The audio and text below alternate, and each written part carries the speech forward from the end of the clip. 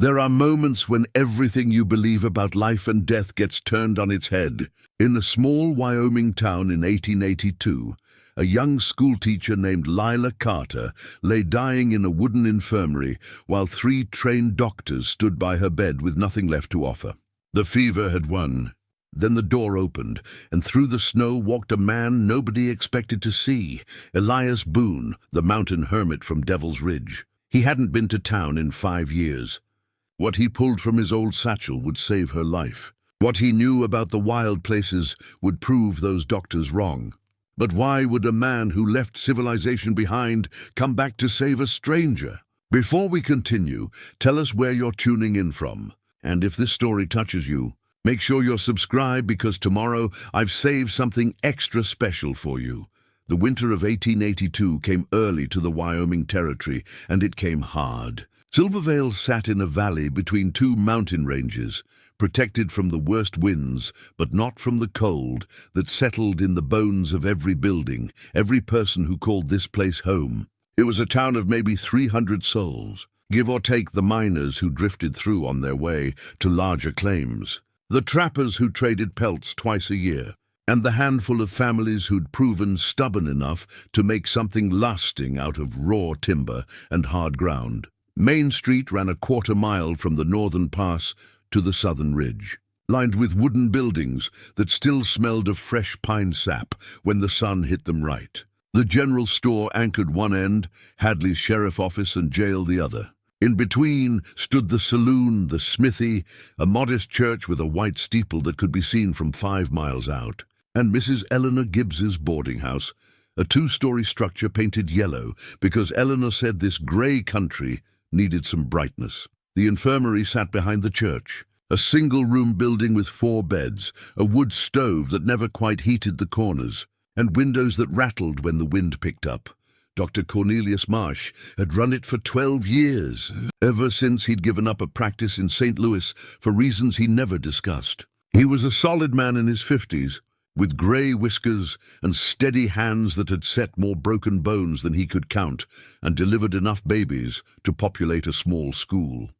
That school sat at the eastern edge of town, a log structure with a stone chimney and real glass windows, pride of Silvervale, built by community hands 3 years back. Miss Lila Carter taught there, and if you asked anyone in town what they valued most after their own families, half would say that schoolhouse and the other half would say the woman who brought it to life each morning with the ringing of a brass bell. Lila had arrived on a supply wagon in the spring of 1880, stepping down into the mud with a carpet bag, 2 trunks of books, and a teaching certificate from a Boston academy. She was 24 then, slender as a willow branch, with dark hair she wore in a practical bun and eyes that seemed to take in everything without judgment. She'd answered an advertisement the town council had placed in an eastern newspaper, seeking an educated woman willing to teach in exchange for room, board, and a small salary paid in whatever the community could spare.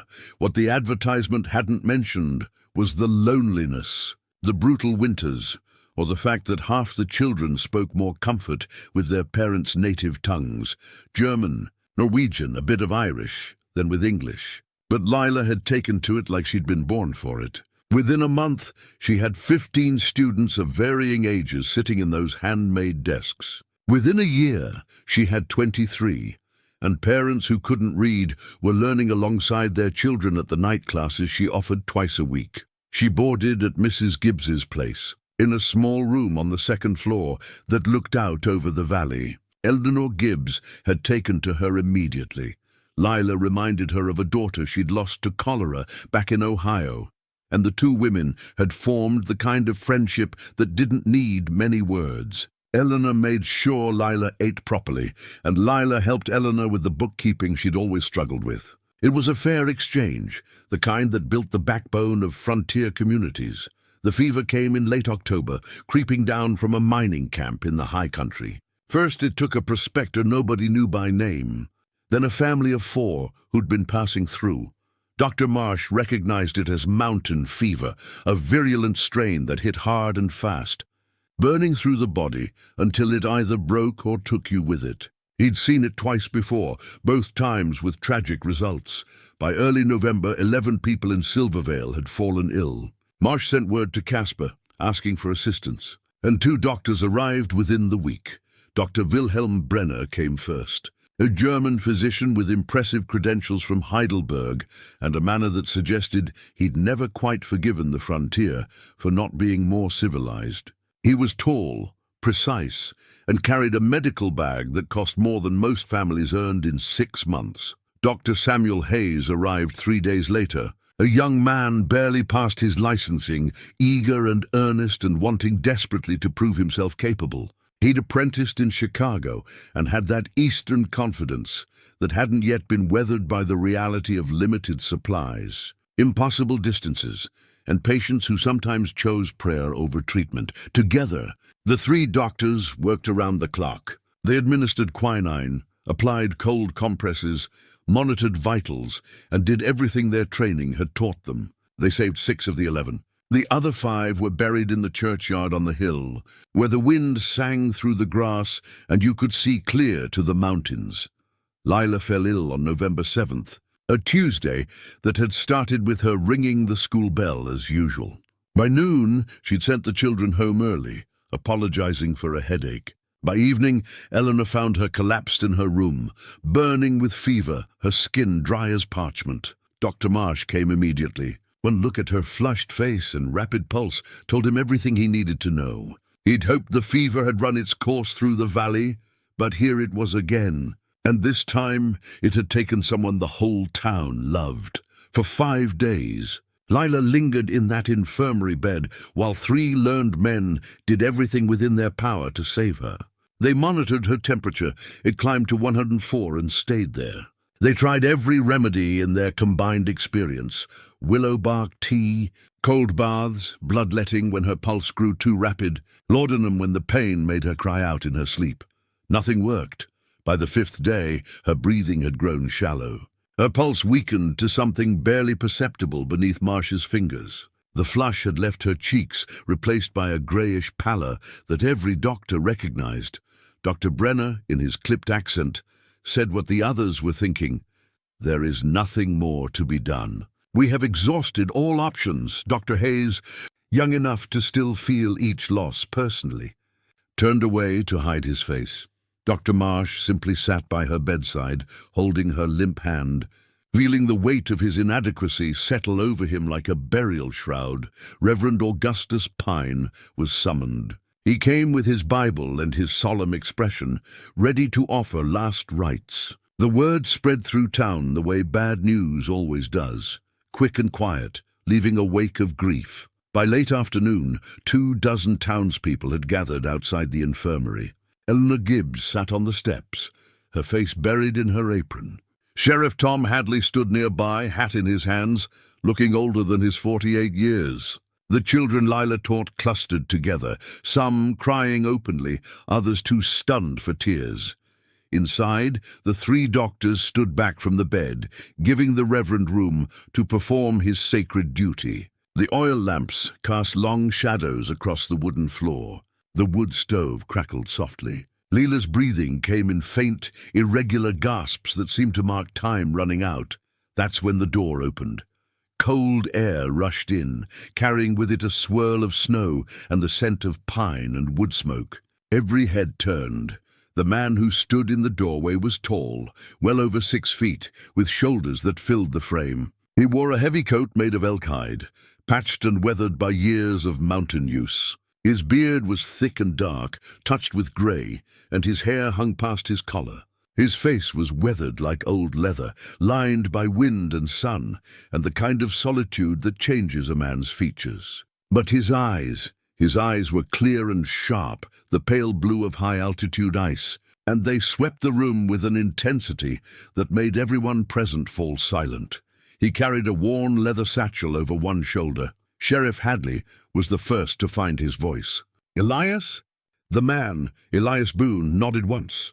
He stepped inside and closed the door behind him, shutting out the cold and the curious crowd that had begun to gather. His gaze went straight to the bed where Lila lay dying, and something flickered across his face. Recognition, perhaps, or memory. Dr. Marsh stood. This is a sick room. Unless you have business here, I'll have to ask you to— I have business, Elias said. His voice was low and rough from disuse, but there was no hesitation in it. He crossed to the bed in 3 long strides, set his satchel on the floor, and knelt beside Lila, with a grace that suggested this wasn't the first time he'd attended a patient. His hands moved with practiced efficiency, one to her wrist, finding the pulse point, the other to her forehead. He leaned close, listening to her breathing, studying the color of her skin, the dryness of her lips, the faint tremor in her limbs. "How long has she been like this?" he asked. 5 days, Dr. Marsh said, his tone caught between indignation and curiosity. "And who exactly are you to be examining?" "Elias Boone," Sheriff Hadley said quietly. "Used to be a doctor. Long time ago." Every person in that room turned to look at the sheriff, then back at the mountain man, kneeling by the dying schoolteacher's bed. Elias didn't look up. His attention remained fixed on Lila, his fingers now gently pressing along her neck, checking the lymph nodes. "What treatment have you given her?" Dr. Brenner scoffed. "We have administered every appropriate remedy available to modern medicine. Quinine, cold compresses, willow bark extract. For influenza?" Elias asked. "The fever has all the hallmarks. It's not influenza."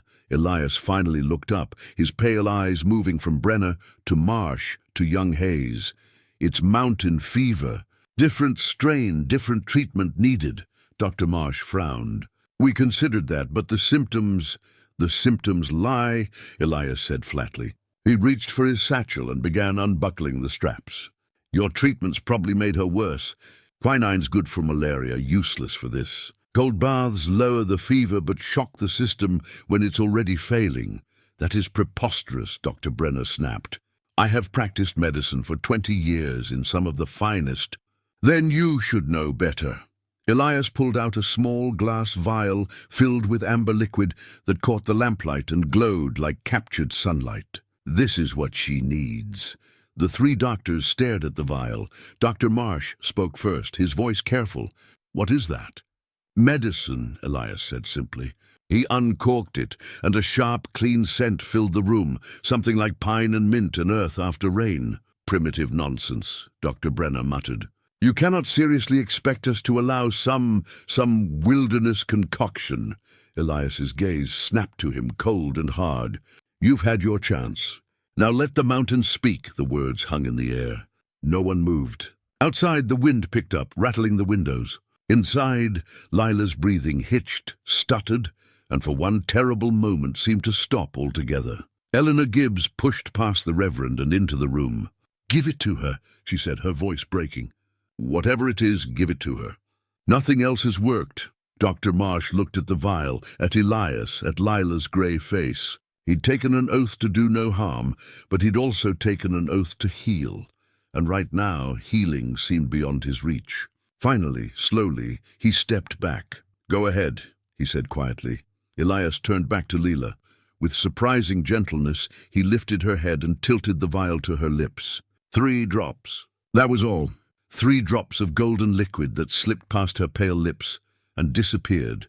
Then he lowered her head back to the pillow, corked the vial, and settled in to wait. The room held its breath. Minutes passed like hours. The oil lamps flickered. The stove popped. Somewhere outside, a dog barked, and a child's voice called out something indistinct, and then so subtle at first that no one was certain they'd seen it. Color. The faintest hint of pink creeping back into Lila's cheeks. Her chest rose with a deeper breath, then another. Her eyelids fluttered but didn't open. Dr. Hayes let out a sound somewhere between a laugh and a sob. Dr. Marsh leaned forward, his medical training taking over, reaching for her wrist to check her pulse. It was there, stronger now, more steady. "My God," he whispered. Elias Boone stood, shouldering his satchel. He didn't smile, didn't acknowledge the miracle that had just occurred under his hands. He simply headed for the door. "Wait," Sheriff Hadley said. "Elias, wait." But the mountain man was already gone, stepping out into the snow and the gathering dark. leaving behind only the faint scent of pine and the sound of a woman breathing steadily where moments before there had been only the approach of death. Sheriff Tom Hadley caught up with Elias halfway down Main Street. The snow was falling harder now, thick flakes that swirled in the wind and caught in beards and eyelashes. Elias walked with his head down, his long strides eating up the distance between the infirmary and the edge of town, where the road gave way to wilderness. Elias. "Hold up," Hadley called, his breath coming out in white clouds. The mountain man stopped, but didn't turn around. Hadley came up beside him. Both men standing in the middle of the street, while snow accumulated on their shoulders. "That was quite something back there," Hadley said. "She'll need another dose at dawn," Elias replied, his eyes fixed on the dark mountains to the west. "And one more at sunset tomorrow. After that, she should be through the worst of it. Will you be the one to give it to her?" Elias was quiet for a long moment. "I'll leave the vials with Marsh. He's a good doctor. He'll manage. You planning to disappear back up to Devil's Ridge?" "That's where I live." Hadley studied the man beside him. It had been 5 years since Elias Boone had last walked these streets, and even then it had only been to trade pelts for supplies before vanishing back into the high country. Before that was a different man entirely. Hadley remembered that man, the one who'd arrived in Wyoming territory in 1869. Fresh from the east with grief carved into his face and medical training he no longer trusted. "You saved her life," Hadley said. "The whole town will want to thank you." "Don't need thanks, maybe not. But they need to give them." Hadley shifted his weight, his sheriff's instincts reading the tension in Elias's shoulders. "Stay one night at least. Eleanor will have your head if you leave without letting her feed you proper." Elias almost smiled. Almost. "Eleanor Gibbs is a force of nature. That she is." Hadley paused. "Look, I know you prefer your solitude, but one night won't kill you, and it might do you some good to remember there's still people in this world worth knowing." The snow fell between them. Somewhere back toward the infirmary, voices rose in celebration as word of Lila's improvement spread. Elias heard them, and something in his expression tightened. A man bracing against something that hurt worse than cold. "One night," he finally said. "Then I'm gone." Eleanor Gibbs had the guest room ready before Elias even reached the boarding house. She'd heated water for a bath, laid out clean clothes that had belonged to her late husband, and prepared a meal that would have fed 3 men, pot roast with potatoes and carrots, fresh bread with butter, apple pie made from the last of the autumn harvest. When Elias came through the door, she took one look at him and burst into tears. Then she pulled him into an embrace that would have crushed a smaller man, thanking him in broken sentences while he stood awkward and uncertain, his arms eventually coming up to pat her back with the hesitant touch of someone who'd forgotten how human comfort worked. "That girl is like a daughter to me," Eleanor said when she finally released him. "What you did, there aren't words. Just medicine," Elias said quietly. "It was more than that, and you know it." She ushered him toward the dining room. "Now sit down and eat before it gets cold." "I won't hear any arguments." He ate in silence while she bustled around him, refilling his plate before he'd finished the first helping, pouring coffee that was strong enough to strip paint. Other boarders came and went, a surveyor, a pair of miners, a traveling salesman, each one stopping to stare at the legendary hermit of Devil's Ridge sitting at Eleanor's table like a regular human being. After the meal, Elias excused himself to the guest room. It was small but clean, with a real bed, cotton sheets and a window that looked out over the dark valley. He set his satchel on a chair and stood for a long time just looking at that bed, remembering the last time he'd slept in one. 3 years, 4, up on the ridge, he had a cot made of pine poles and elk hide. It was sufficient. This bed looked soft enough to drown in. He didn't sleep, though. Instead, he sat on the edge of the mattress and opened his satchel, pulling out a leather-bound journal that was thick with pressed plants, sketches and notes written in a hand that had grown less steady over the years. He turned to a page dated 1873 and ran his fingers over the words written there. The handwriting was different on this page, bolder, more certain. not his writing. Below it, a sketch of a plant with serrated leaves and small white flowers. Beside the sketch, a single word in another language, Shoshone. Elias closed his eyes and let himself remember. It had been autumn 9 years ago. He'd been living in a rough cabin further north, trading with trappers occasionally, but mostly keeping to himself, trying to forget everything Philadelphia had been. He'd gone higher into the mountains than usual, following a creek that led to alpine meadows where elk gathered before the first snow. That's where he'd found White Owl, collapsed beside a boulder with a broken leg and 3 days without water. The old Shoshone healer had been gathering herbs when he'd fallen, and by the time Elias found him, infection had set in deep. Elias had carried him back to the cabin, no small feat given the man's dead weight and the rough terrain. He'd set the leg, cleaned the wound, administered what medicines he had. For 3 days, White Owl had burned with fever, delirious and speaking in his native tongue. Elias had stayed with him, changing compresses, forcing water between cracked lips, falling back into the rhythms of doctoring that he'd sworn he'd left behind. On the 4th day, the fever broke. White Owl had opened his eyes, studied Elias with an intensity that seemed to see straight through flesh to bone, and said in perfect English, "You have the hands of a healer, but the heart of a man running from ghosts." They talked then, in the way that strangers sometimes do when circumstances strip away the usual pretenses. Elias told him about Catherine, about Rose, about the scarlet fever that had taken them both, despite everything he'd learned, everything he'd tried, about the rage he'd felt at medicine's limitations, at God's silence, at his own inadequacy. White Owl had listened without judgment. Then he'd said, "Your people put all their faith in what can be measured and explained. But the earth has wisdom that doesn't fit in your books. If you want to truly heal, you must learn to listen to what the land teaches." Elias had been skeptical. He was a man of science, trained in anatomy and pharmacology, not superstition. But White Owl had proven persuasive, not through argument, but through demonstration.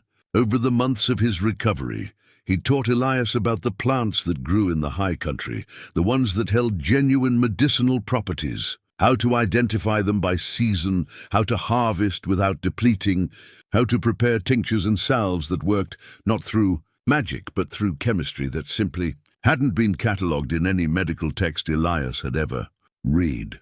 The golden liquid that had saved Lila came from White Owl's teaching, a combination of Rocky Mountain bee plant, alpine yarrow, and the bark of high-altitude willow, prepared in a specific way during the autumn equinox and aged for exactly 1 year. White Owl had called it the fever cure, said it worked on illnesses that regular medicine couldn't touch. Elias had been doubtful until he'd tried it on a trapper who'd contracted mountain fever during a particularly brutal winter. The man had been 3 days from death when Elias found him. 3 drops of the tincture, administered over 2 days, and he'd recovered completely. White Owl had died the following spring, peacefully in his sleep. He'd left Elias his medicine pouch, his journal of plant sketches, and a final piece of advice. Hiding from grief is not the same as healing from it. Someday you'll have to choose which one you want.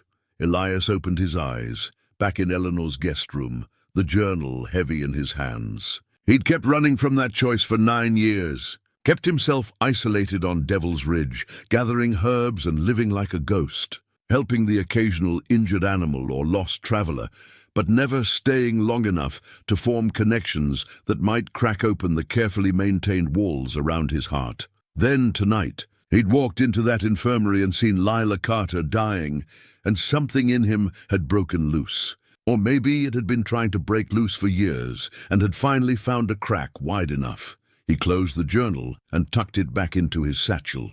Tomorrow, he'd leave the remaining vials with Dr. Marsh, give instructions for Lila's continued care, and return to his mountain. That was the plan. It was a good plan, sensible, so why did it feel like running? A soft knock at the door interrupted his thoughts. "Mr. Boone?" a voice called. Young, uncertain. "It's Dr. Hayes. May I speak with you?" Elias opened the door. The young doctor stood in the hallway, still wearing his vest and shirt sleeves, his hair disheveled like he'd been running his hands through it. His eyes were bright with something between excitement and desperation. "She's awake," Hayes said. "Miss Carter. She's asking for you. I left instructions with Dr. Marsh. She wants to thank you herself. Please." Hayes shifted his weight. "And I'd like to understand what you did. That medicine you gave her. I've never seen anything work that fast. It's not something you'd find in a medical journal. I don't care where it comes from if it saves lives." Hayes met his gaze directly. "I became a doctor to help people. If there are treatments I don't know about, treatments that work, I want to learn them. Will you teach me?" Elias studied the young man. He saw himself in that earnest face, the version of himself that had existed before grief had carved away everything soft and hopeful. Part of him wanted to slam the door, pack his things and leave before dawn. But another part, a part he'd thought long dead, stirred with something that felt dangerously like purpose. "I'll talk to her," Elias said finally. "Then we'll see." The infirmary was quieter now. The crowd dispersed, leaving only Dr. Marsh keeping watch and Eleanor Gibbs sitting in a chair beside Lila's bed. The lamplight was softer, turned down low, and someone had stoked the stove until the room felt almost warm. Lila was propped up on pillows, her color vastly improved from the grey pallor of hours before. She was still weak. That was obvious in the careful way she held herself, the tremor in her hands, but her eyes were clear and focused. When Elias entered, those eyes found him immediately. "You're the one who saved me," she said. Her voice was hoarse but steady. "I gave you medicine. Your body did the saving." A small smile touched her lips. "Mrs. Gibbs says you're the hermit from Devil's Ridge, says you haven't been to town in 5 years. That's about right.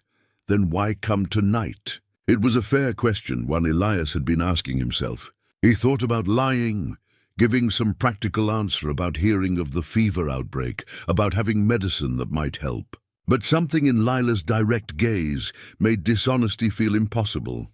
"I don't know," he admitted. "Saw the smoke from the chimneys, knew something was wrong, thought maybe I could help." "Well, you did."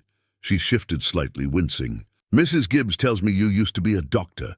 A real one, trained back east, long time ago. But you remember how?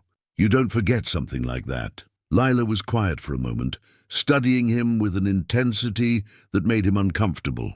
"I'm a teacher," she said finally. "And one thing I've learned about teaching is that knowledge unused becomes knowledge lost. You've been hiding your skills up on that mountain. I've had my reasons. I'm sure you have."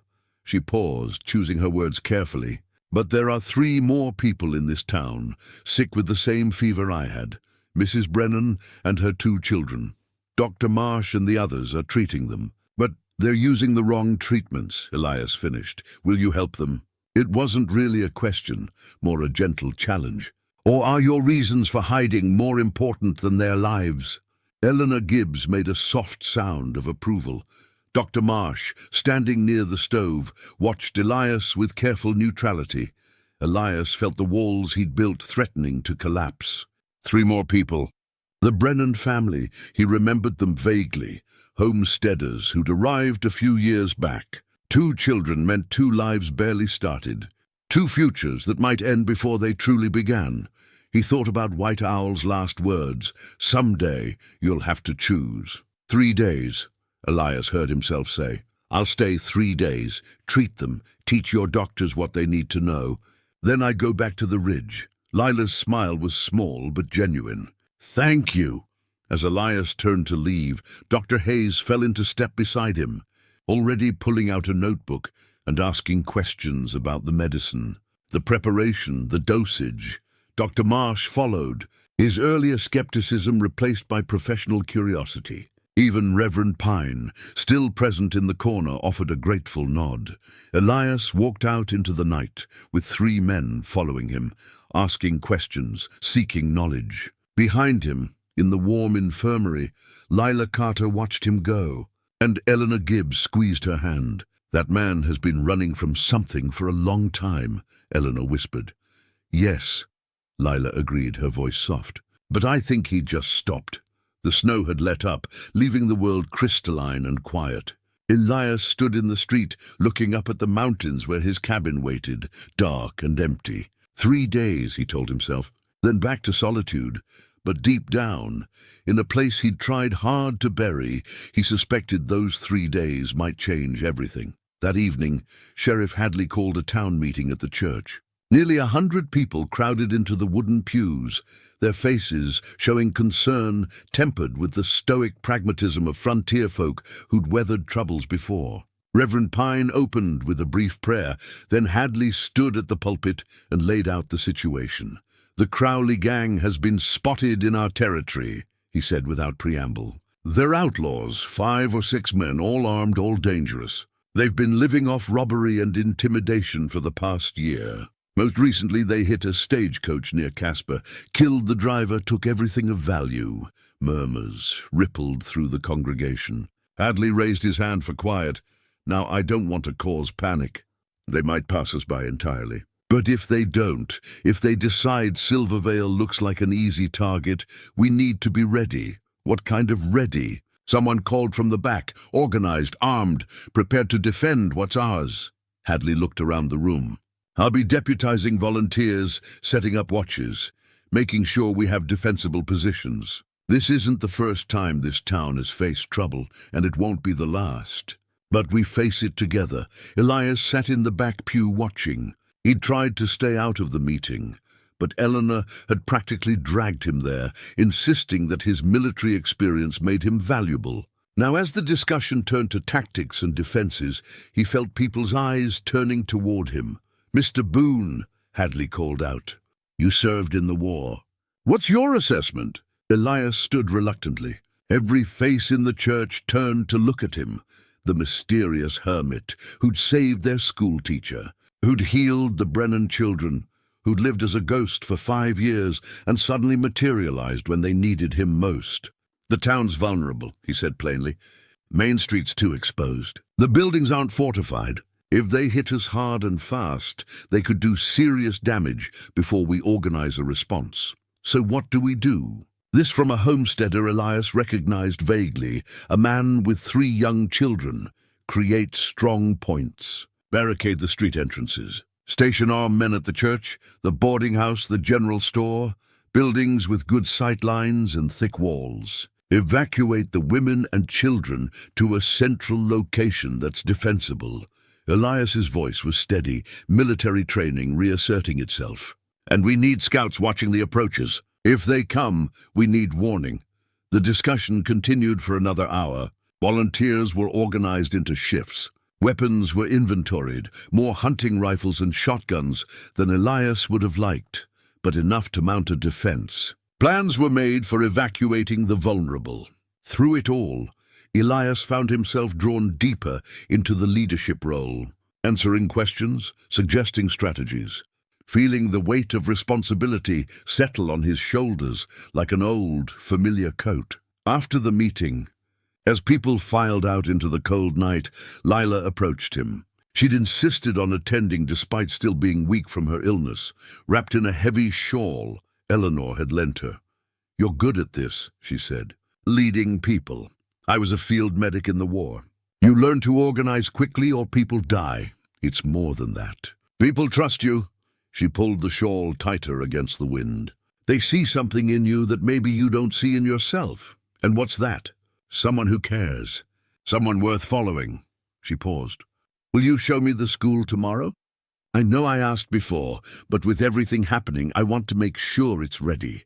The children have already missed too much time." Elias studied her face in the lamplight spilling from the church. There was determination there and something else, a quiet strength that reminded him of Catherine. Not in appearance, but in that core of steel wrapped in gentleness. "You should be resting. I've rested for 5 days. Any more and I'll go mad," she smiled. "Please?"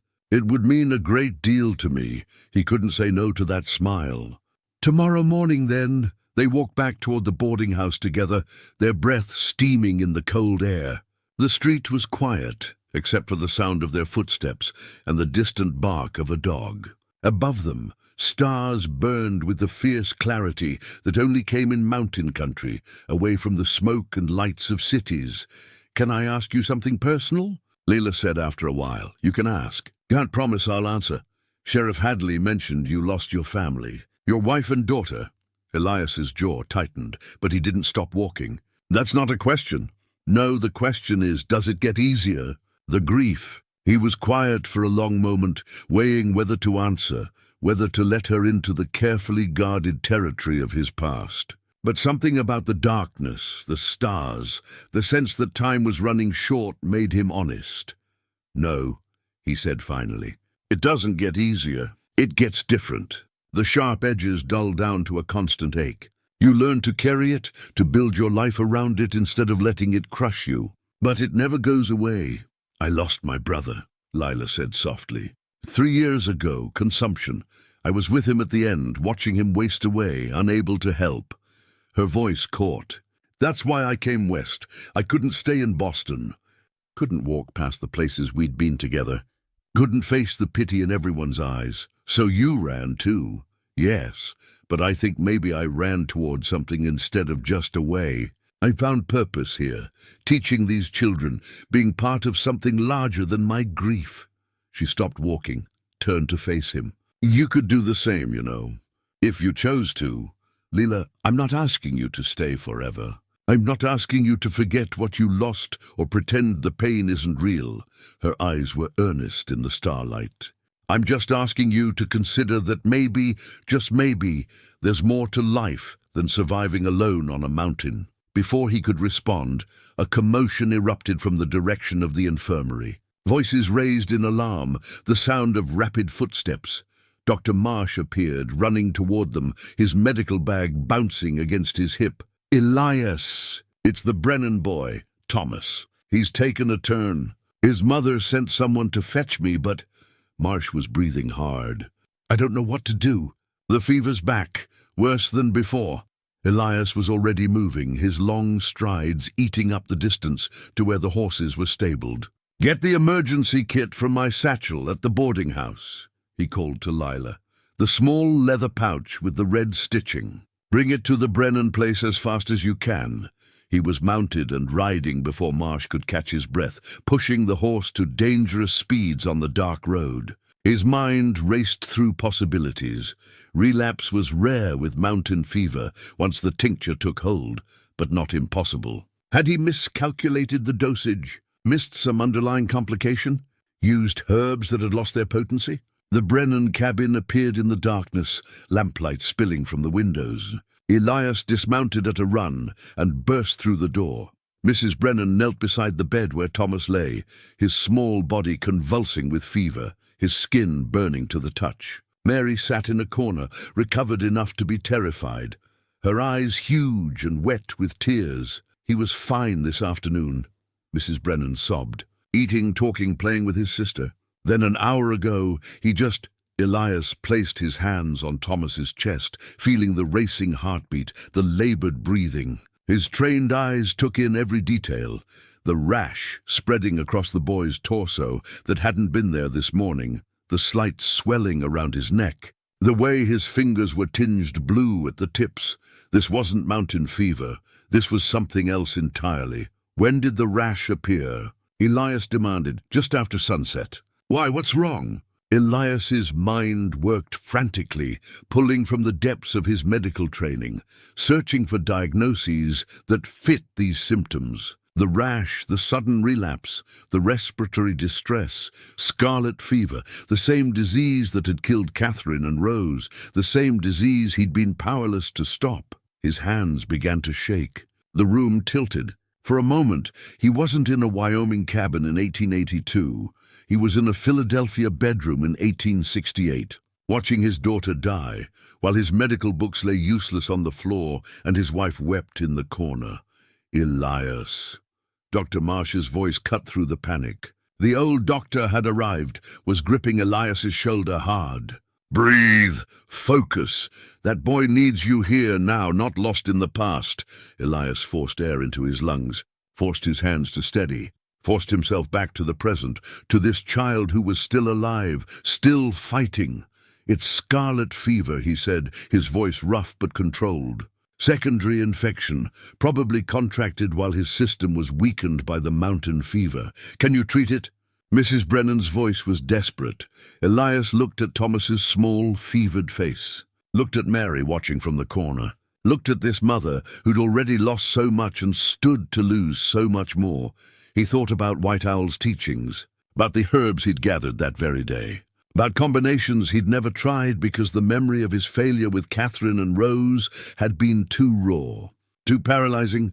"I can try," he said, and for the first time in 14 years, he let himself believe it might be enough. Elias worked through the night. He sent Dr. Marsh back to town for specific supplies: honey, vinegar, clean cotton cloth. He brewed a tea from the fresh herbs he'd gathered, combining them in ratios that came from intuition as much as knowledge. White Owl had taught him that healing sometimes required trusting your instincts, listening to what the patient's body was telling you rather than following rigid protocols.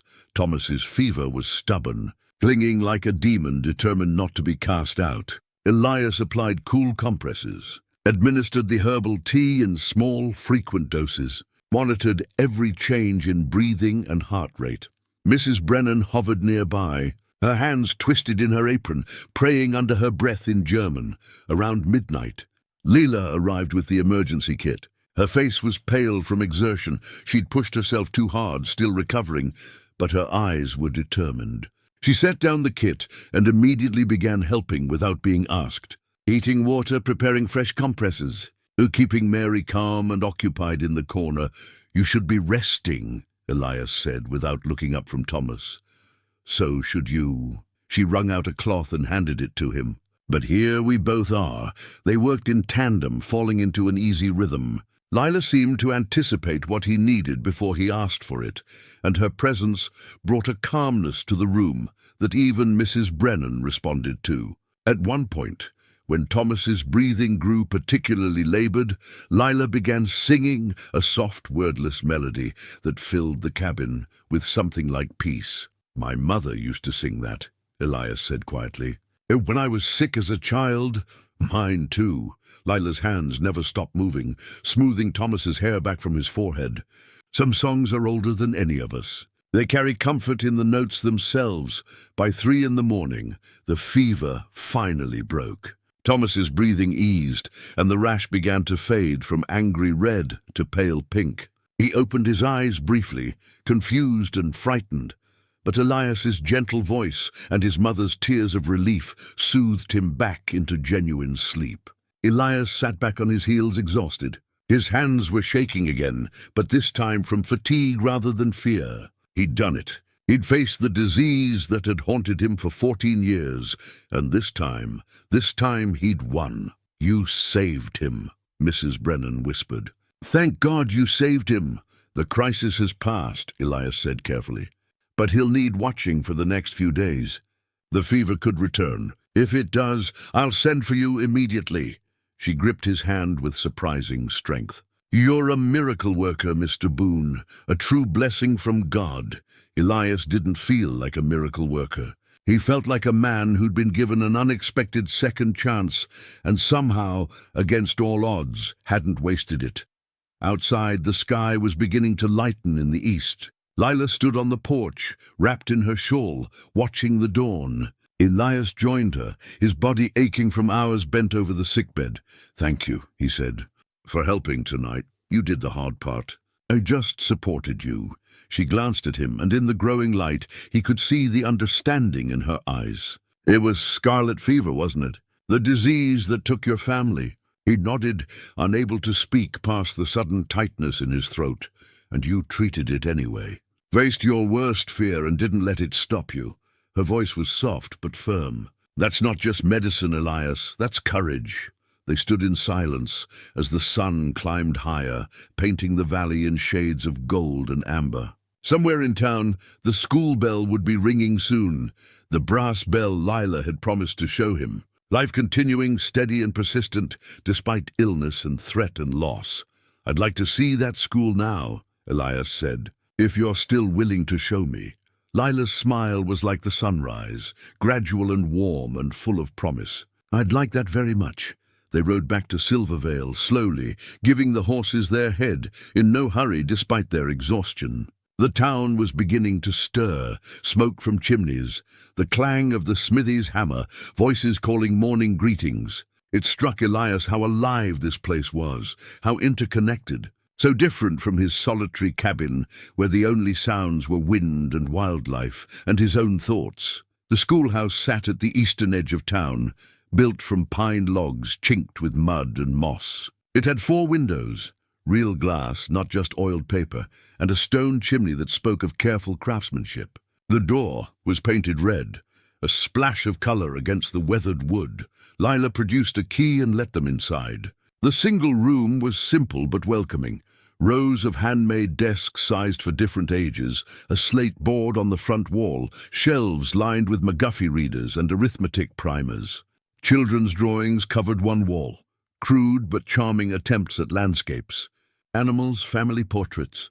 "I have 26 students," Lila said, moving through the room with obvious affection, straightening a desk here, retrieving a dropped pencil there.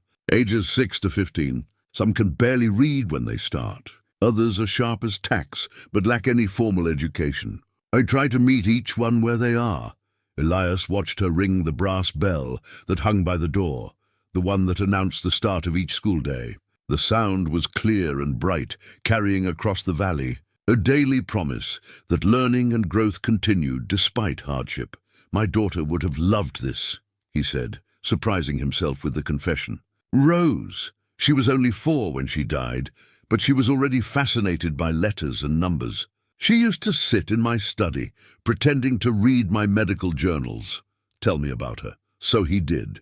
Standing in that schoolhouse with dawn light streaming through the windows, Elias talked about Rose, her laugh, her curiosity, the way she'd insisted on helping him tend to patients, even though she barely reached his knee. He talked about Catherine, how she'd supported his work, how they'd dreamed of the life they'd build together, and Lila listened without judgment or pity, just quiet understanding. When he finished, she said simply, "They would have been proud of what you did tonight. Saving Thomas, facing your fear. I should have been able to save them too. You were human then, and you're human now. Medicine isn't magic, Elias. Sometimes people die despite our best efforts. That doesn't make you a failure. It makes you someone who dared to try." She moved closer, her voice gentle. "And it means that when you do save someone, like Lila, like the Brennan children, like Thomas tonight, it matters even more." Elias looked around the schoolroom, at the small desks waiting for children to return, at the lessons written on the slate board, at the evidence of Lila's dedication and care. This was what White Owl had meant about healing. It wasn't just about curing disease. It was about creating spaces where life could flourish, where knowledge could be passed on, where hope could take root and grow. 3 days, he said. "That's what I agreed to. But, Lila's eyes were hopeful. "Maybe I could stay a bit longer. Just until the threat of the Crowley gang passes. Until we're sure the fever outbreak is truly over." He met her gaze. "Would that be acceptable?" Her smile was answer enough, but she said it anyway. "More than acceptable. It would be a gift." As they left the schoolhouse, Elias looked back one more time. In his mind, he could almost see Rose sitting at one of those desks, her small face scrunched in concentration as she practiced her letters. The image hurt, but it was a sweet hurt, like pressing on a healing bruise. Maybe, he thought, that's what healing really was. Not forgetting the pain, but learning to carry it while still moving forward, learning to live again, even when you thought you'd forgotten how. 2 days passed in relative peace. Thomas Brennan continued his recovery, strong enough to sit up and demand food, to Mary's delighted relief. Lila regained her strength, though Elias insisted she take it slowly. The town prepared for the possibility of the Crowley gang's arrival. Barricades were constructed, watches were set, weapons were cleaned and loaded. Dr. Wilhelm Brenner returned from Cheyenne on the afternoon of the 2nd day, driving a wagon loaded with medical supplies. He seemed agitated, distracted, barely acknowledging the greetings from townspeople as he directed the unloading of crates at the infirmary. Elias was at the boarding house, updating his medical journal with notes on Thomas's treatment. When Sheriff Hadley knocked on his door, "Got a minute?" Hadley's expression was troubled. "What's wrong?" "Maybe nothing. Maybe something." Hadley stepped inside and closed the door. "Dr. Brenner's been acting strange since he got back. Nervous. Keeps looking over his shoulder. And some of the things he brought back in those crates, they're not just medical supplies." "What do you mean?" "Mining equipment. Surveying tools. Documents with the Consolidated Western Mining Company letterhead." Hadley pulled out a folded paper from his jacket. "Found this on the ground near his wagon. Looks like it fell out when he was unloading." Elias took the paper and unfolded it. It was a letter dated 3 weeks earlier, addressed to Dr. Wilhelm Brenner from a company official in Cheyenne. The language was formal, but the meaning was clear.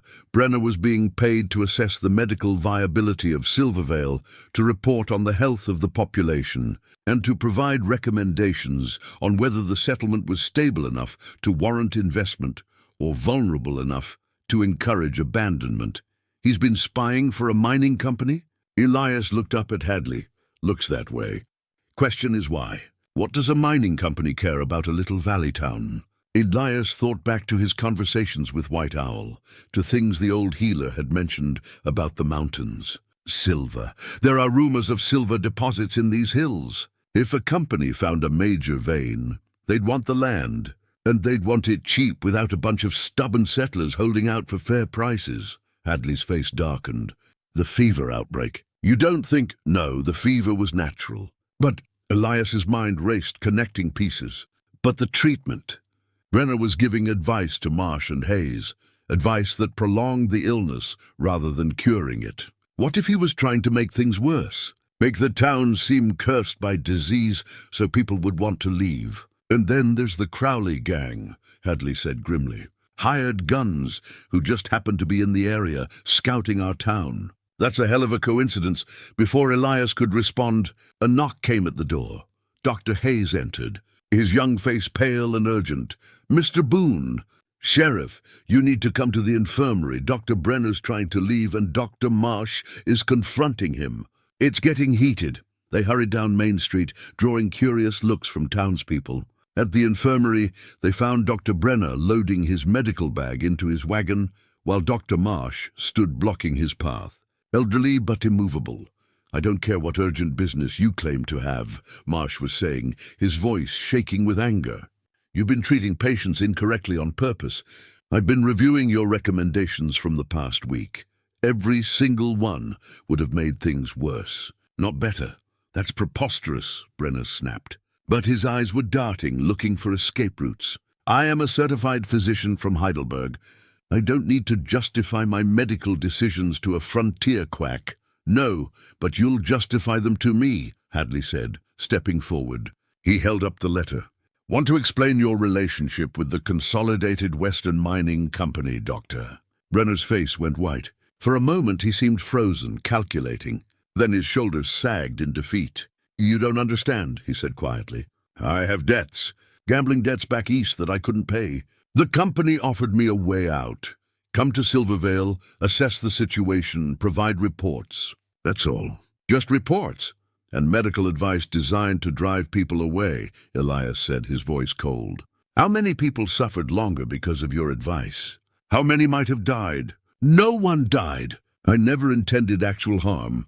I needed to make the town seem unstable, plague-ridden, a bad investment for settlers but ripe for company acquisition." Brenner looked genuinely distressed. "Miss Carter wasn't supposed to get that sick. The Brennan children, I didn't know they'd deteriorate so fast. I thought your doctors would eventually figure it out, that people would recover with time. I just needed them sick enough, long enough to create doubt." "You took an oath," Dr. Marsh said, his voice breaking. "First, do no harm. You betrayed everything we're supposed to stand for. And the Crowley gang," Hadley pressed. "What's their role in this?" Brenner hesitated, then the words tumbled out. "The company hired them. Not to kill anyone, just to create fear.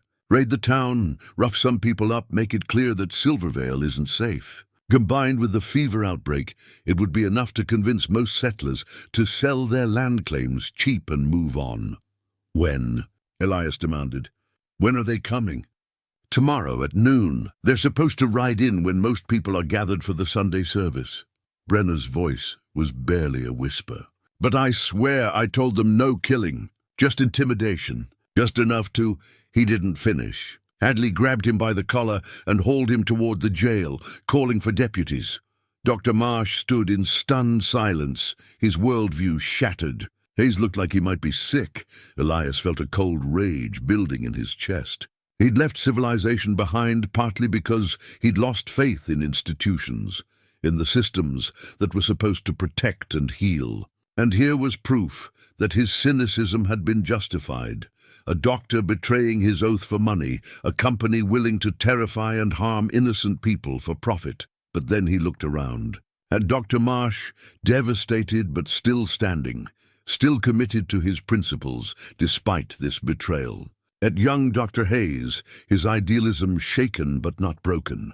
At the townspeople beginning to gather, drawn by the commotion, their faces showing concern for each other rather than panic. This was the difference. Brenner was one corrupt man, but Silvervale was a community, flawed, struggling, but fundamentally decent. Worth protecting, worth fighting for. Lila arrived, having heard the news. She went straight to Elias, reading the fury in his face. "What do we do?" she asked simply. "We prepare," Elias said. "And tomorrow, when the Crowley gang arrives expecting easy prey, we show them what a real community looks like when it stands together." By sunset, the town knew everything. Another meeting was called, but this time the mood was different. Not fear, but righteous anger. These people had carved lives from harsh land. They'd survived winters and fever and isolation. They weren't about to let hired guns and corrupt businessmen drive them away. Plans were refined. Barricades were strengthened. The best marksmen were positioned in the church tower and on the boarding house roof. Women and children were moved to the reinforced cellar under the general store. Every able-bodied man and several determined women armed themselves. Elias found himself at the center of the planning, his military experience invaluable. He organized the defense in depth, early warning scouts, primary defensive positions, fallback points if needed. He trained volunteers in basic tactical concepts, in how to stay calm under fire, in how to protect each other. As darkness fell, he stood with Lila on the porch of the boarding house, looking out at the town preparing for battle. "I'm sorry," he said quietly. "For what?" "For all of this. If I'd stayed on my mountain, if I hadn't gotten involved, Thomas Brennan would be dead. I would be dead. And this town would be completely unprepared for what's coming." Lila took his hand, her touch warm and grounding. "You keep apologizing for caring, Elias, but caring isn't weakness. It's the only thing that makes any of this worth fighting for." She was right. He'd spent 14 years trying to not care, trying to protect himself from more loss by refusing to let anyone matter. But standing here, with this woman's hand in his, with a town full of good people preparing to defend their homes, he realized that isolation hadn't protected him. It had just made him half alive. "Whatever happens tomorrow," he said, "I want you to know..." "Don't." She squeezed his hand. "Don't say goodbye. We're going to win tomorrow. And after we win, you can tell me whatever you want. But not before." He smiled despite everything. "You're a stubborn woman, Miss Carter. And you're a stubborn man, Mr. Boone. We're well matched." They stood together as the stars came out one by one, filling the sky with cold fire. Tomorrow would bring violence and danger. But tonight, they had this moment, this connection, this quiet certainty that whatever came next, they'd face it together.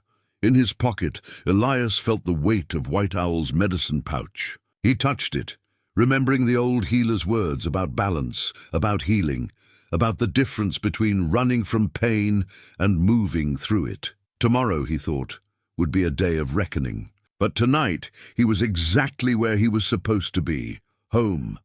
Dawn came cold and clear, the kind of morning that seemed too beautiful for violence. Elias woke before first light, having barely slept. He dressed carefully, checking his rifle, an old Sharps he'd carried during the war and hadn't fired in over a decade. The weapon was clean and well-maintained, muscle memory from his military days, ensuring he'd kept it functional even when he'd had no intention of using it. The boarding house was stirring early, Eleanor had coffee brewing and breakfast prepared for everyone who'd stayed overnight, the core defense team that would man the primary positions. She moved through the kitchen with determined efficiency, but Elias could see the fear carefully hidden behind her practical exterior. "You'll keep yourself safe?" she asked him quietly, pressing a cup of coffee into his hands. "I'll do my best." "That's not an answer. It's the only one I have." He squeezed her shoulder. "We're as ready as we can be, Eleanor. And we're not alone. That counts for something." Dr. Hayes joined him on the porch as the sun cleared the eastern peaks. The young doctor was armed with a hunting rifle that looked too large for his slender frame, but his hands were steady. "I've never shot at a person before," Hayes admitted. "Animals for food, yes. Targets for practice. But a person you shoot to protect," Elias said. "To defend people who can't defend themselves. That's different from killing for sport or revenge." He paused. "But if you can't do it when the moment comes, no one will blame you. Just stay behind cover and help with the wounded. That's where you're most valuable anyway. Is that what you did in the war?" "I was a field medic. But in battle, everyone fights when they have to." Elias checked the sky, judging the time. "The difference is I'd already lost everything I loved. You're young, with your whole life ahead. Don't throw it away trying to be a hero. Aren't you doing exactly that?" Elias smiled grimly. "Maybe. Or maybe I'm finally figuring out what's worth living for." By 9 o'clock, everyone was in position. The scouts had been sent out at dawn, positioned on the roads leading into town, with orders to fire 3 shots if they spotted the gang approaching. Sheriff Hadley coordinated from the church tower, which gave him sightlines down both ends of Main Street. Dr. Marsh had set up a field hospital in the back room of the boarding house, as far from the expected fighting as possible, but close enough to reach wounded quickly.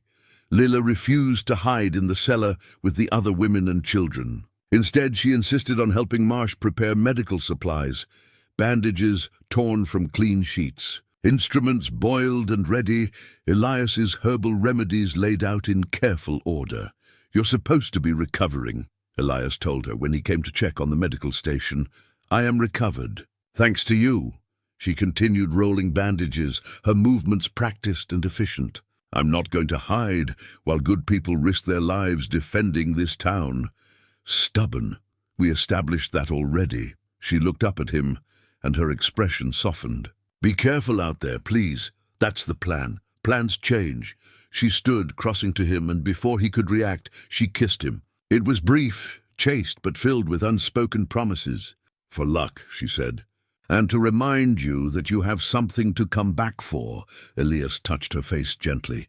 "I'll remember." He took his position on the boarding house roof with 2 other men, the blacksmith, a quiet man named Garrett, and a homesteader called Jensen, who'd fought at Shiloh.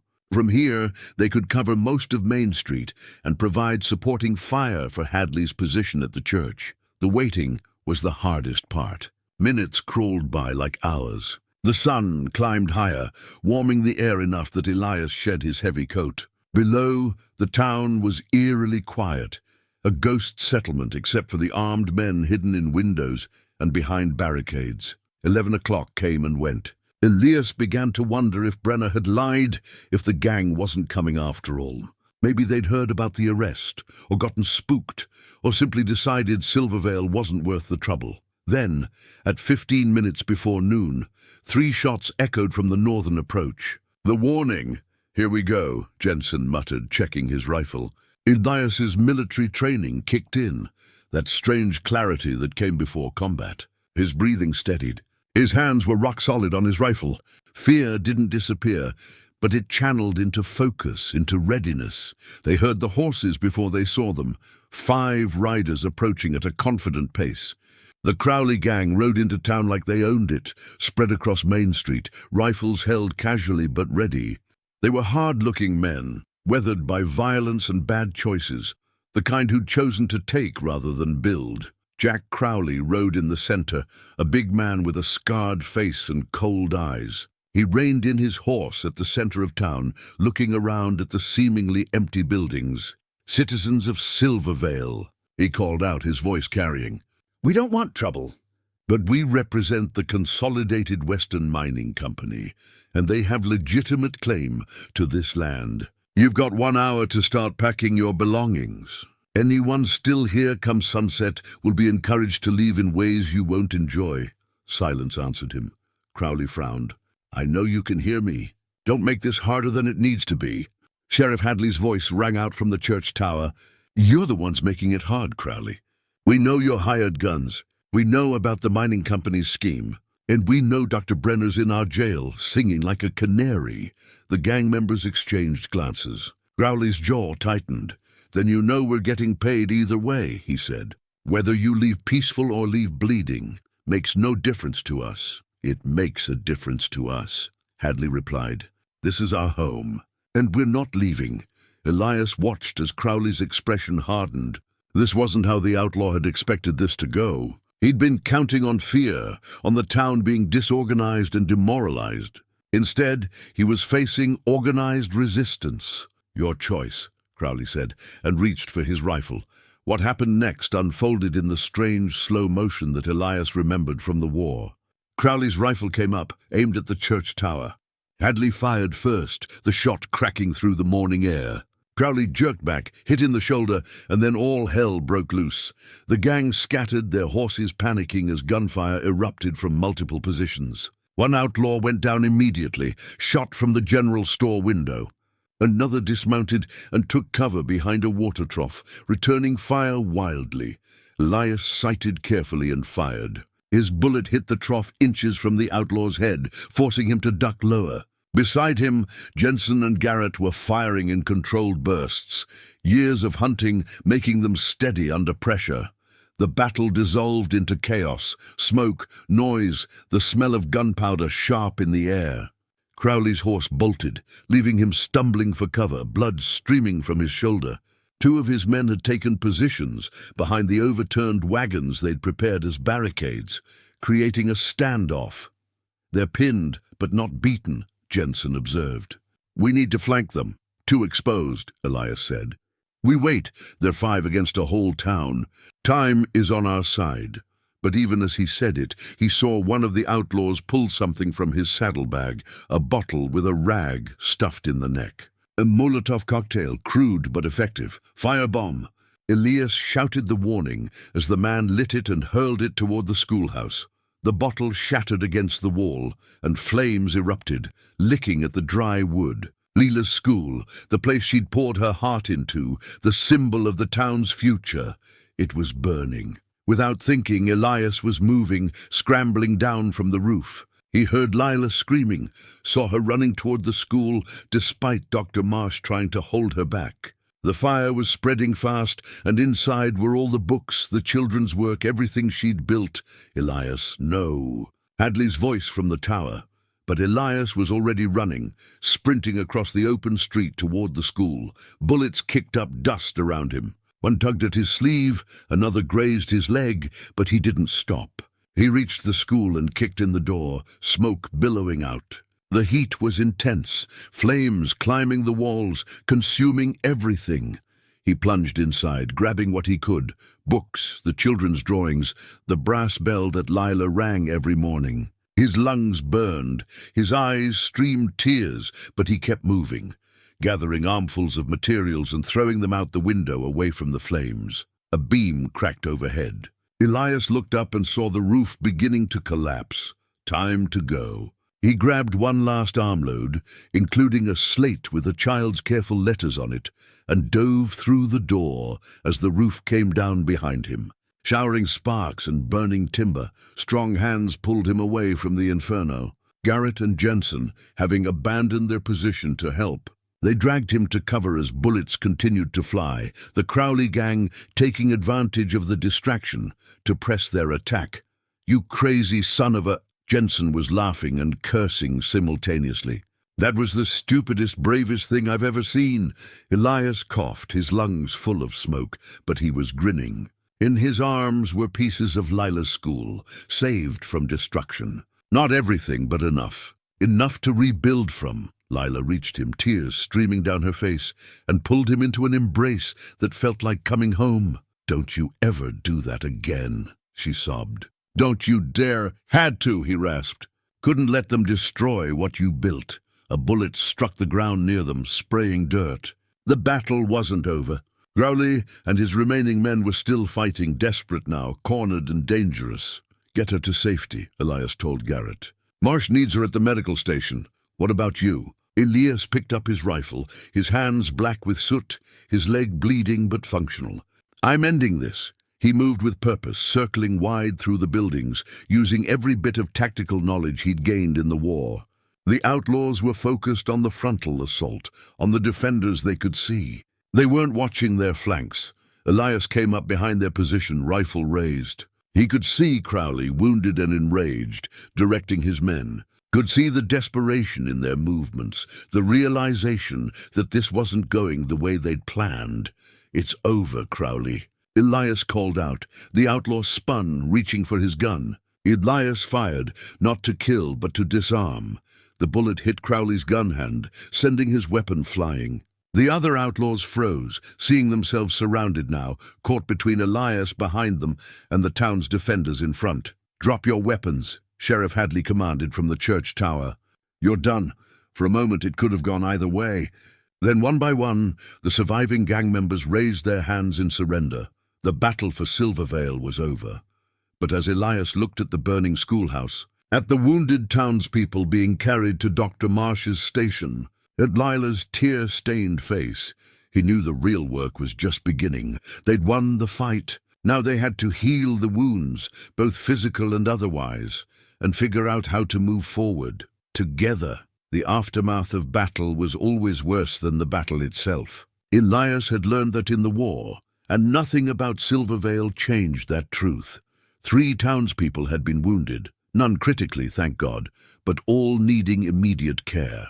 Jensen had taken a bullet through his calf. A young man named Peter had been grazed across the ribs. And old Mrs. Henderson, who'd insisted on loading rifles from the general store window, had been struck by flying splinters when a bullet shattered the window frame, leaving dozens of wooden needles embedded in her arm and shoulder. Of the Crowley gang, 2 were dead. 1 was badly wounded, and the remaining 3, including Jack Crowley himself, were injured but mobile. Now secured in Sheriff Hadley's jail under armed guard, Elias worked through the afternoon, moving between patients with Dr. Marsh and Dr. Hayes. His hands were steady despite exhaustion, his mind clear despite the smoke he'd inhaled. This was what he'd been trained for, what he was good at, putting broken bodies back together, stopping bleeding, administering pain relief, offering comfort to the frightened and hurt. Jensen bore his treatment with stoic humor, joking about having a story to tell his grandchildren. Peter was young and scared, needing reassurance more than medicine. But Mrs. Henderson presented the real challenge. The splinters had to be removed one by one. A painstaking process that required patience and precision. "This is going to hurt," Elias warned her, preparing his tools. "I've birthed 6 children and buried 3, Mrs. Henderson said firmly. "I can handle a few splinters." She didn't make a sound during the entire procedure, though Elias saw the tears running down her weathered cheeks. When he finished cleaning and bandaging the wounds, she patted his hand with her good one. "You're a good man, Elias Boone," she said. "Don't let anyone tell you different." Outside, the schoolhouse still smoldered. The town had formed a bucket brigade to keep the fire from spreading to neighboring buildings, but there was no saving the school itself. It was a total loss. Walls blackened, roof collapsed, everything inside reduced to ash and memory, except for what Elias had saved.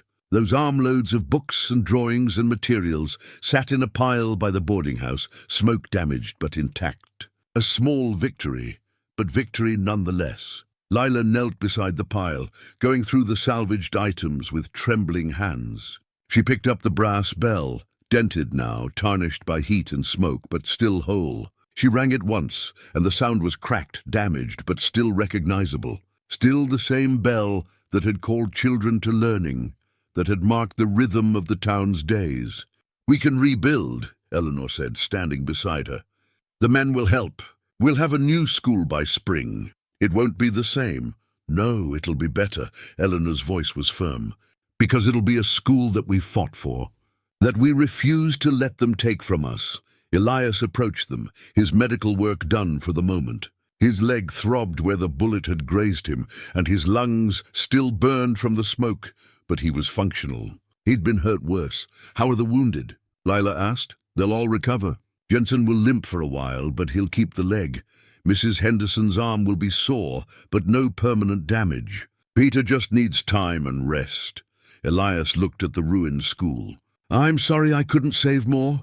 You saved what mattered most. Lila held up a child's drawing, a crude but enthusiastic sketch of a house with a family standing in front. And you saved yourself.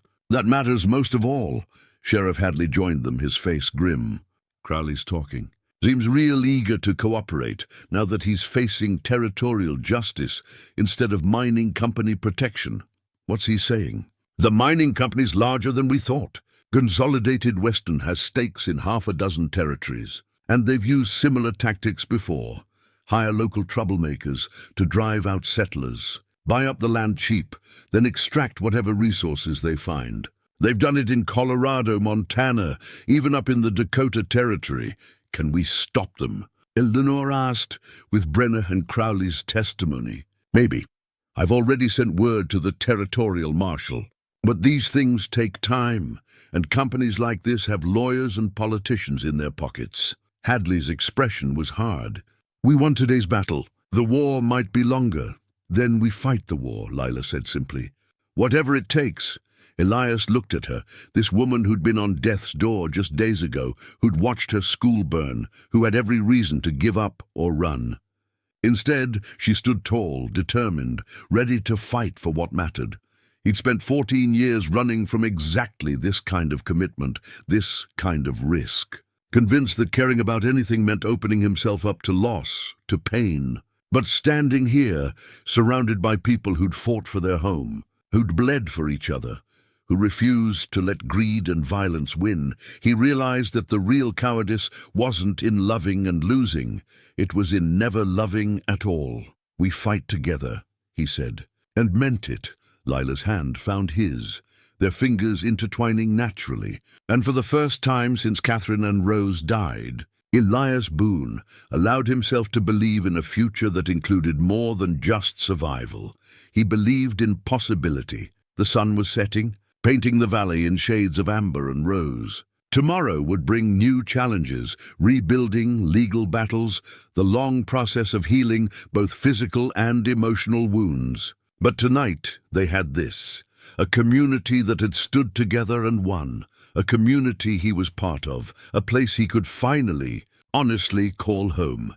The evening brought more revelations as Crowley continued talking, desperate to reduce his sentence. He revealed that the mining company had targeted at least 4 other settlements in the territory with similar schemes.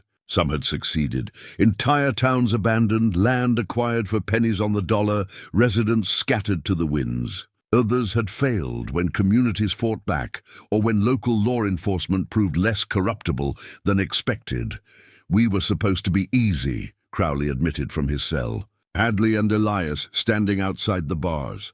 Small town, recent fever outbreak, no real law enforcement to speak of. Brenner said you'd fold quick, especially if we hit hard and fast. He underestimated us, Hadley said. He underestimated a lot of things. Crowley looked at Elias with something like grudging respect. When Brenner described you, he made you sound like some crazy hermit who'd run at the first sign of trouble. He didn't mention you were a soldier, or that you'd organize the whole damn town like a military unit. I'm not a soldier anymore. Could have fooled me today.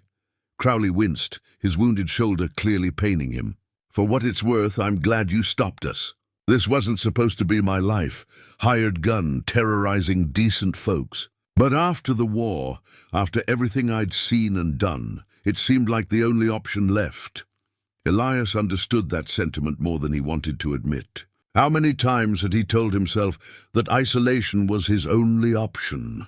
That he was too broken, too damaged, too marked by loss to be part of anything good? It's never the only option, Elias said quietly. But sometimes it takes hitting bottom to realize that. After leaving the jail, Elias made his rounds, checking on the wounded one final time before allowing himself to rest. Jensen was sleeping peacefully, his leg properly splinted and bandaged. Mrs. Henderson was sitting up, telling the story of the battle to her visiting daughter with embellishments that made Elias smile. Peter was young and resilient, already talking about getting back to work at the smithy. At the boarding house, Eleanor had prepared a meal that felt almost festive, despite the day's violence. The core defenders gathered around her table: Hadley, Dr. Marsh, Dr. Hayes, Garrett the blacksmith, several other townsmen who'd fought, and Lila. They ate and talked, the conversation mixing relief with exhaustion, triumph with sorrow for what had been lost. "To Silver Vale," Hadley said, raising his glass. "And to the stubborn fools who refused to let anyone take it from us." They drank to that. And then someone started singing, one of those frontier songs that everyone knew, about hardship and perseverance and refusing to quit. Other voices joined in, rough and off-key but heartfelt. Elias found himself singing too, his voice rusty from disuse but growing stronger with each verse. He couldn't remember the last time he'd sung, couldn't remember the last time he'd felt part of something larger than himself. When the meal ended and people began drifting away to their homes, Lila pulled Elias aside. "Walk with me," she asked. They walked through the town as stars began appearing overhead. The street was quiet now, the barricades still in place, but the immediate danger past. They reached what remained of the schoolhouse, still radiating heat, the smell of charred wood heavy in the air. "I keep thinking about what we lost," Lila said. "All those books, the children's work from the whole year, the desk where little Emma finally learned to read, the map of the United States that Mr. Peterson painted on the wall. I'm sorry I couldn't save more. You saved enough." She touched the locket at her throat, the one that had stopped the bullet days ago. "You have a habit of saving things, Elias Boone, saving people. I've failed at it more times than I've succeeded. So have we all. But you keep trying. That's what matters." She turned to face him fully. "I know you're planning to leave. Once the immediate crisis passes, once you're sure the town is safe, you'll go back to your mountain. Lila, let me finish." Her voice was gentle but firm. "I don't blame you if you do. You have your reasons, your grief, your need for solitude. I understand that, but I want you to know," she paused, choosing her words carefully. "I want you to know that there's a place for you here. Not just as a doctor, though God knows we need one, but as a person, as someone who belongs. I don't know if I remember how to belong. Neither did I when I first came west, but you figure it out. Day by day, person by person." She took his hand. "I'm not asking for promises. I'm not asking you to decide right now. I'm just asking you to consider that maybe, just maybe, you've spent long enough running from life. Maybe it's time to run toward it instead." Elias looked at her face in the starlight, this woman who'd been saved by his medicine, who'd stood beside him during battle, who offered him something he'd thought impossible.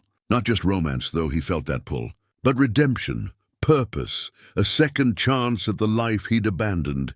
"I killed men today," he said, voicing the thought that had been haunting him. "I took up arms, and I hurt people, and part of me didn't hesitate. Part of me wanted to. You protected people. There's a difference, is there? White Owl taught me that healing and harming are two sides of the same coin, that the knowledge that saves can also destroy.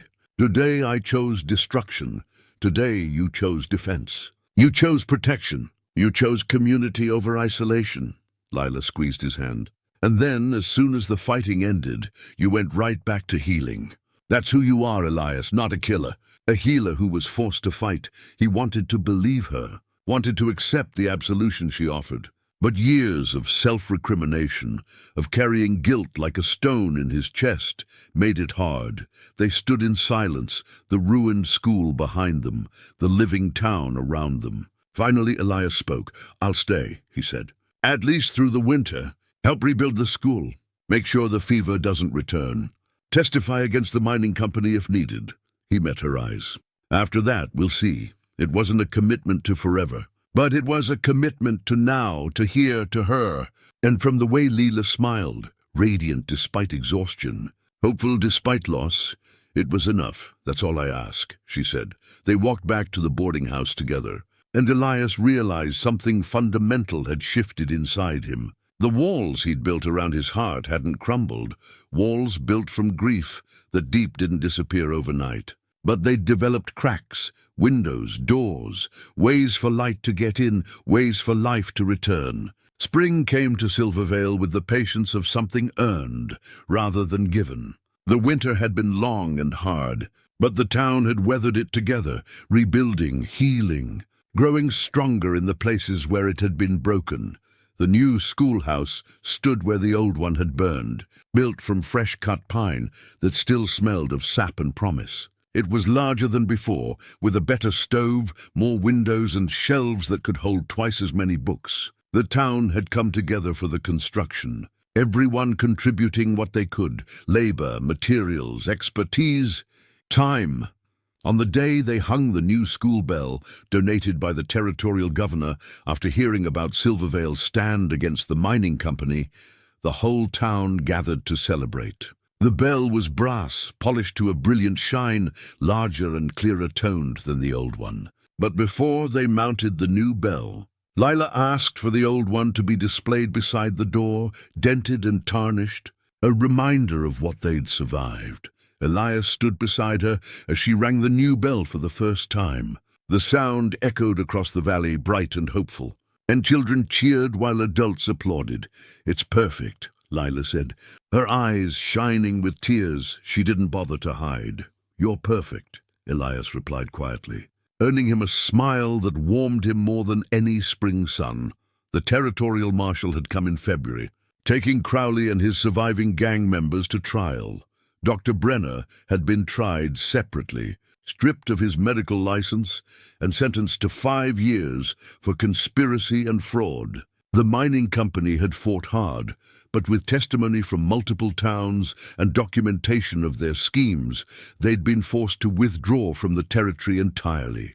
It wasn't perfect justice. Some of the company officials escaped prosecution, but it was enough.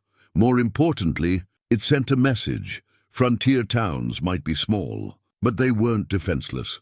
Elias had stayed through it all, testifying when needed, treating patients, teaching Dr. Hayes everything he knew about combining traditional medicine with wilderness remedies. What had started as staying through winter had become something more permanent, though he and Lila never discussed it explicitly. It was understood in the small ways. The cabin he'd started building at the edge of town, close enough to respond to emergencies, but far enough for the solitude he sometimes needed. The way his belongings slowly migrated from the boarding house to a room that was becoming his. The way people had stopped calling him the hermit and started calling him Doc Boone. Dr. Marsh had officially retired in March, passing his practice to Elias with a handshake and a gruff warning to not let the bastards grind you down. Dr. Hayes had stayed on as well, setting up a partnership that combined his formal training with Elias's practical experience. Together, they'd treated everything from childbirth to broken bones, from fever to the simple need for someone to listen. On a warm April morning, Elias rode up to Devil's Ridge one last time. Not to stay, but to close that chapter properly. His old cabin stood as he'd left it, weathered, isolated, a monument to years of running. He went inside and gathered the last of his belongings: White Owl's journal, Catherine and Rose's daguerreotype, a few tools and keepsakes that still held meaning. He stood in the doorway one final time, looking out at the view he'd woken to for 14 years. The mountains were beautiful, eternal, indifferent.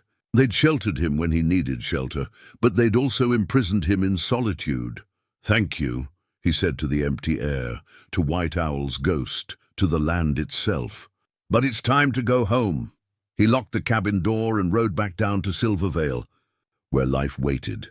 That evening he found Lila sitting on the steps of the new school, watching the sunset paint the valley in shades of gold and crimson. She'd been working late, preparing lessons for the next week, and looked tired but content. "I closed up the ridge cabin," he said, settling beside her. "For good? For now. Maybe I'll go back sometimes, gather herbs, remember what White Owl taught me." But I won't be living there, he paused. If that's all right with you. Why would it need to be all right with me? Because I'm hoping... He pulled out a small object from his pocket. It was a ring, simple and handmade, crafted from silver he'd traded for with work at the smithy. I'm hoping you might consider making this arrangement more permanent. Lila stared at the ring, then at him, her eyes wide. Elias Boone, are you proposing to me? I am. If you'll have me, he took her hand gently.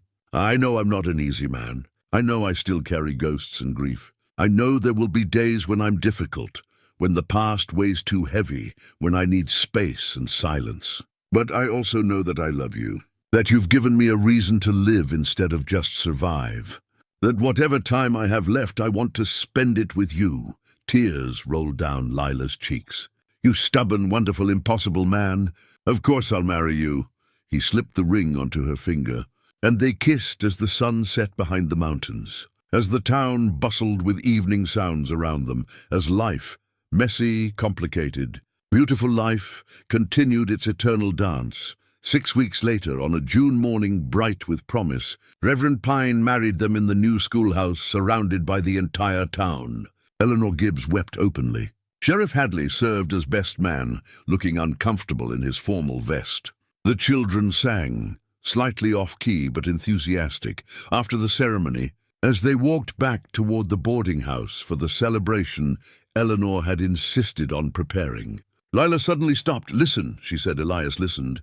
He heard children playing, adults talking and laughing, the blacksmith's hammer ringing in the distance, birds singing in the cottonwoods, the eternal whisper of wind through the valley. What am I listening for? He asked. Life, Lila said simply. Just life. Isn't it beautiful?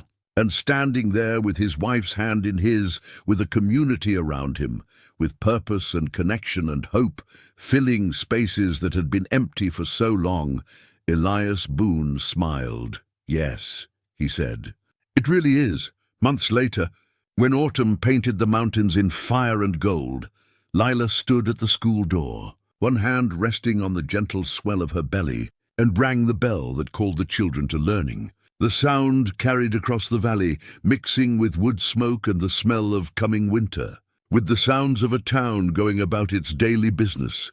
Inside the schoolhouse, Elias was teaching a class on plants and healing, showing the children how to identify yarrow and bee plant, how to prepare simple remedies, how to respect the land that provided. Young faces watched him with rapt attention, asking questions, absorbing knowledge that might save lives someday.